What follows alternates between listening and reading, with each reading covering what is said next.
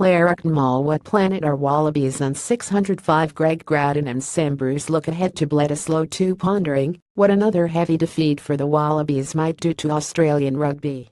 605 The Australian Rugby Union will miss out on tens of millions of dollars after refusing to budge on their decision to axe the Western Force. But the cash-strapped governing body have agreed to help billionaire Andrew Forrest develop a new international competition that will ensure the survival of the Perth-based franchise. Forrest met with Eru officials in Adelaide on Tuesday in a bid to get them to overturn their decision to axe the Force. It's reported Forrest offered the Eru up to $50 million to reinstate the Force. He also gave an unconditional guarantee that there would be no financial risk to the Eru if it was to retain the Force in Super Rugby. But the mind-blowing offer fell on deaf ears. Eru chairman Cameron Klein and board members John Eales and Brett Robinson represented Australian Rugby's governing body at the meeting. Former Wallaby John Wellborn and former Eru board member Jeff Stuck were at the meeting to help Forrest push his case. But while the Eru didn't budge when it came to their Super Rugby decision, they are apparently willing to help Forrest create an Asian rugby competition for the Force to participate in. Representatives of Forrest released a statement saying the Eru committed to working with the Western Force to develop a new international competition.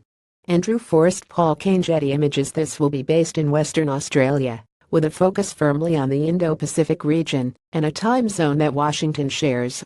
This is a region containing 60% of the world's population, which has a burgeoning appetite for participation in international sport.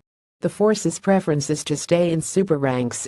Rugby I, backed by Forrest, are appealing the Force's axing to the NSW Supreme Court. They will find out on Wednesday whether their appeal will go ahead. Forrest gave away $400 million to charity earlier this year, and it's believed his financial offer to the Eru would have been the biggest donation in Australian sporting history. But the Eru said their hands were simply tied after censor had already eliminated the prospect of having a 16-team super competition for a number of reasons. These factors included the extensive cost and limited appeal of a 16-team round-robin competition, player welfare issues due to extra travel requirements, and the loss of popular home and away derbies in each country, Klein said. We were genuinely appreciative of Andrew's generous offer to back the Western Force and Australian rugby. However, given the position we are in, we are unable to work towards retaining 5 teams in Super Rugby. Andrew brings a lot of innovative thinking to the table, and we discussed a number of possibilities for the future of the game.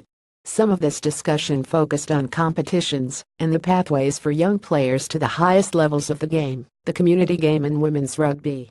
It's understood that during the meeting, the Eru confirmed the future participation of Washington rugby teams in an expanded National Rugby Championships competition. Western Australian Liberal Senator Linda Reynolds says she will call for a Senate inquiry into the Eru's decision to call the Western Force.